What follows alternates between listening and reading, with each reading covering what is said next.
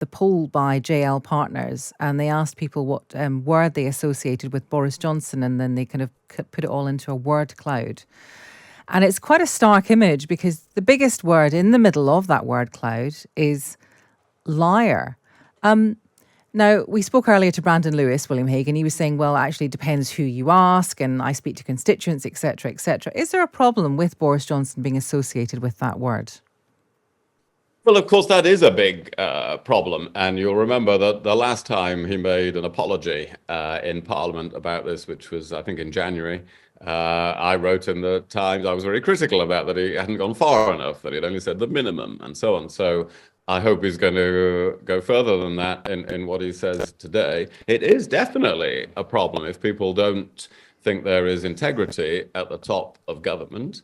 Now, what you're seeing, though, today, what you'll see with the Conservative Party and their reaction to him today, is they're all waiting on several things. We're in the middle of local elections in large parts of Britain.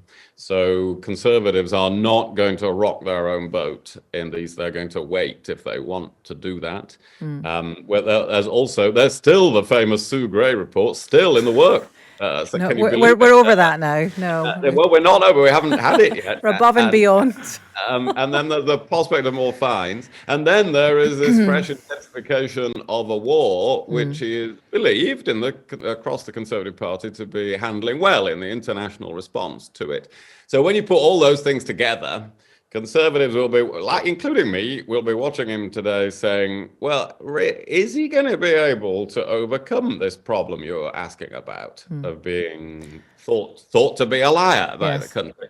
But we're going to wait for those four things I've just mentioned before coming to a final judgment about it. I think that's what's really going to be going on today. Okay. Now, William, over the weekend, the Sunday Times, you will have noticed, reported that you helped to persuade Rishi Sunak not to resign. He's had some difficulties recently, including being fined for that birthday cake gathering.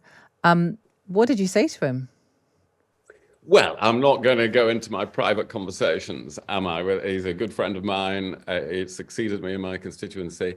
But I can give you my view, which is that he shouldn't resign over this. He's a very good Chancellor of the Exchequer at a very difficult economic time. We need his judgment on all the issues that he has to deal with. And I really don't think that in his case, which basically amounted to turning up to a meeting on time in Downing Street and then finding somebody was having a celebration and not walking out. I don't think that warrants the Chancellor of the Exchequer resigning at a very difficult time for our economy and the world in the Ukraine crisis. So that is my view, but I'll leave you to work out whether I said that. I think we managed to get there in the end.